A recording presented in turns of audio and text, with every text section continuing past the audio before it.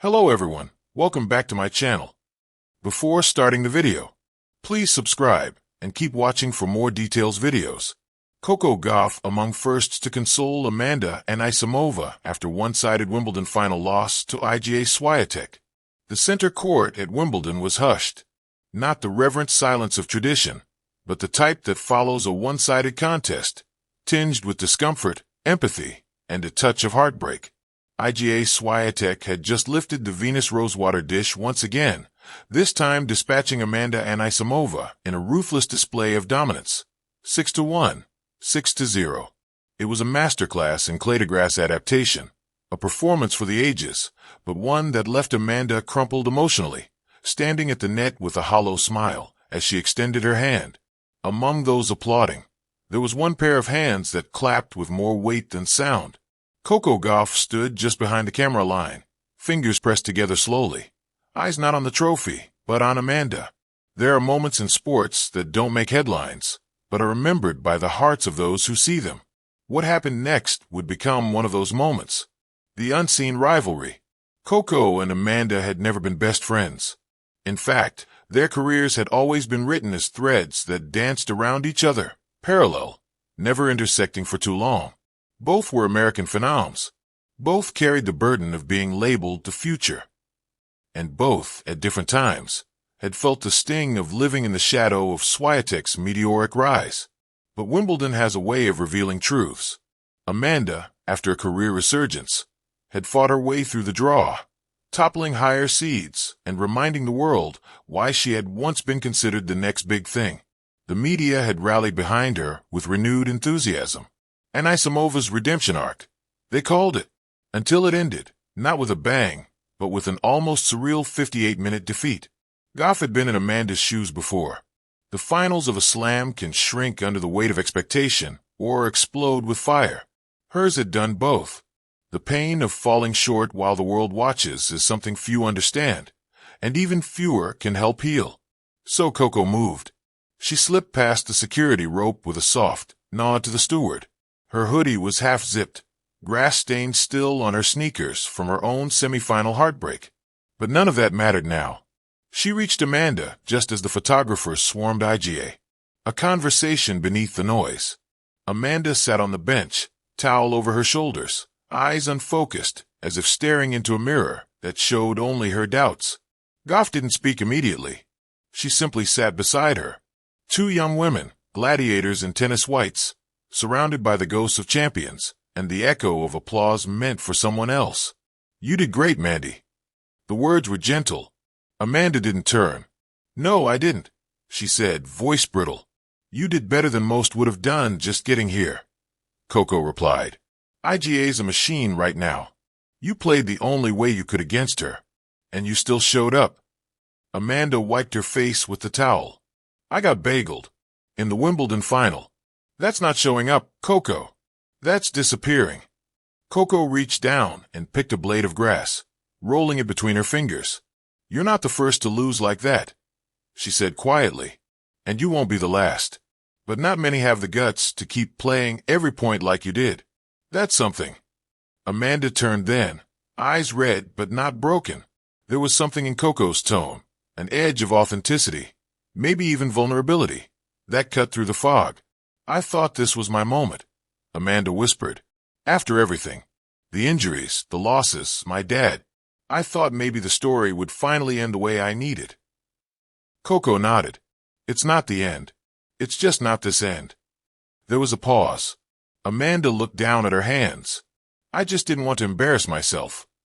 "You didn't. The score doesn't tell your story."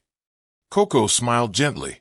"Besides, do you know how many people would trade their entire career just to lose a Wimbledon final?" Amanda let out a broken laugh, half grateful, half defeated. The weight of the crown. Somewhere above them, the cameras turned back to Iga. She was posing now, smiling in her subtle, gracious way. Coco watched for a moment, then looked away. "There's this weird thing," she said softly. "When you're chasing the crown, people don't tell you how heavy it is. They want you to wear it before you're even ready." Amanda leaned back, sighing. "And then when you lose, they act like you dropped it." "Exactly," Coco nodded. But here's the secret. None of us carry it all the time. Not even IGA. We just borrow it. For matches. For moments. That's all. Amanda looked at her, the words sinking in like the sun into the London clouds.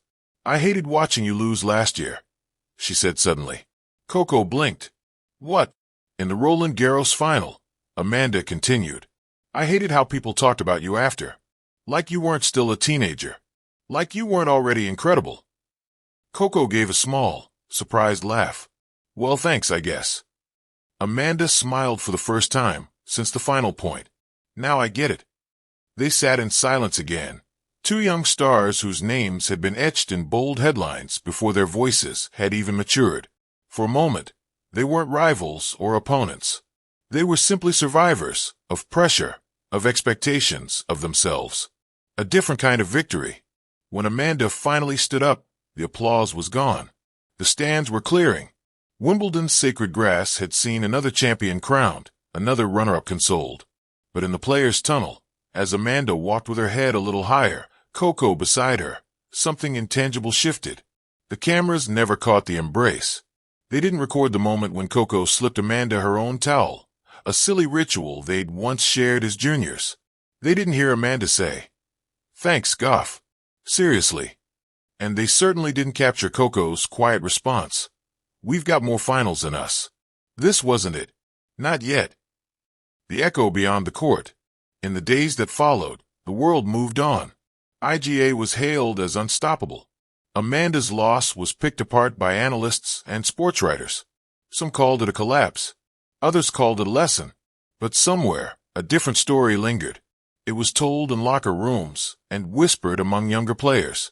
It was the story of Coco Gauff, not as a prodigy, or a finalist, or a future number one, but as a bridge between one fallen player and the future she still deserved. Because sometimes, greatness isn't just lifting the trophy. Sometimes, it's knowing exactly how to hold someone who didn't. In the grand theater of Wimbledon, where legends are made and hearts are broken, the line between victory and defeat is etched not only in the scoreboard, but in the grace shown between competitors.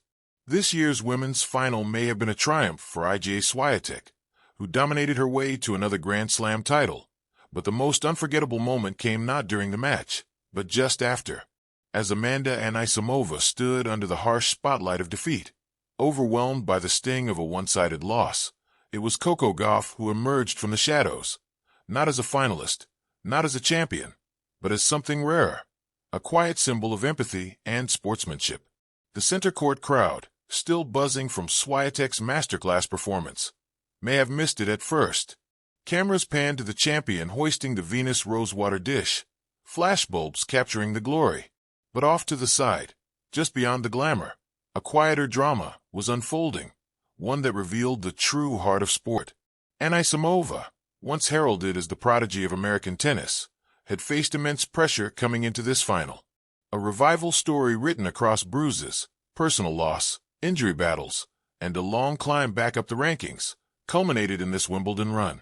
She had played with fire through the tournament, ousting higher seeds with poise and power. But against the current world number one, her arsenal faltered. The 6-1, 6-2 scoreline felt merciless, a statistic that could never capture the years of struggle it took her to reach this stage. As Amanda sat on her bench, towel draped over her head, trying to disappear from a world that suddenly felt far too large, Coco Gauff approached, unannounced, unscripted. She didn't come with a camera crew or a microphone. She came because she knew. She knew the feeling of losing on the biggest stages. She knew the ache of expectations unmet.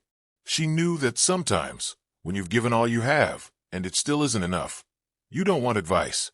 You want understanding. The weight of shared experience.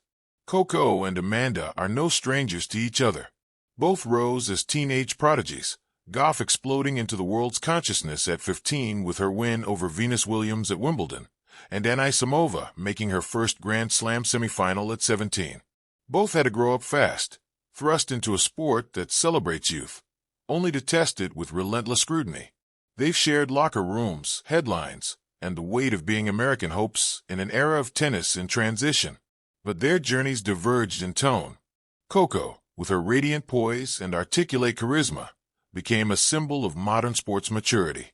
Amanda, more internal, carried her pain quieter, especially after the tragic loss of her father and coach in 2019. Tennis is a lonely sport. Your team watches from the sidelines. Your mind, your body, and your will are your only weapons. When the match ends and the crowd disperses, what remains is what kind of human you are, not just the athlete. When Coco sat next to Amanda that evening, quietly offering a hand, a word, perhaps just silence, it was not about consoling a loser. It was about witnessing a fellow traveler who'd stumbled on the same path.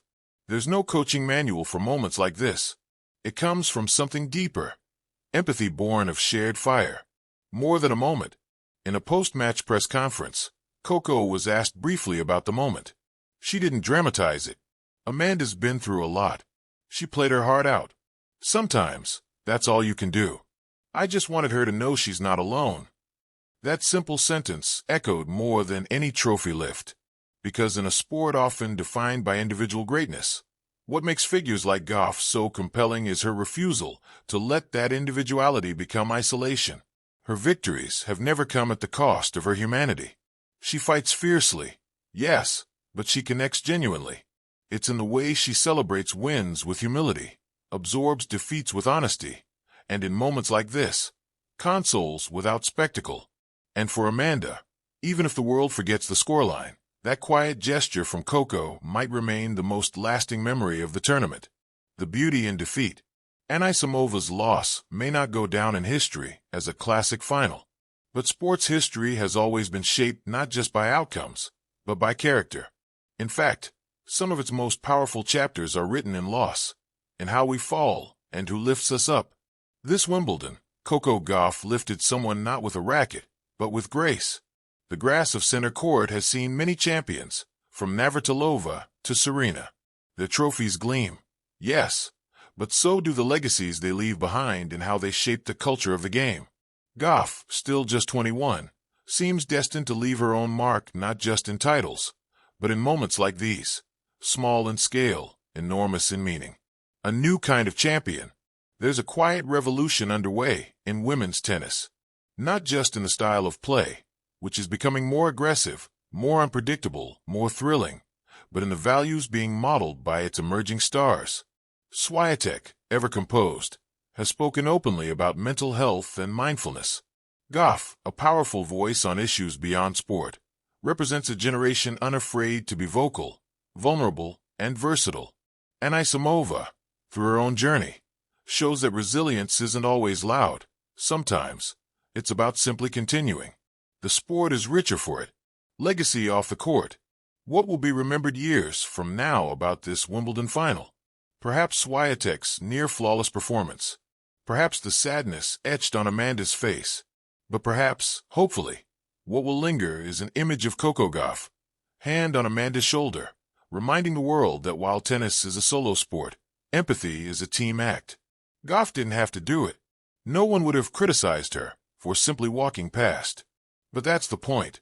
True character is shown when no one is watching, or when only the one hurting is.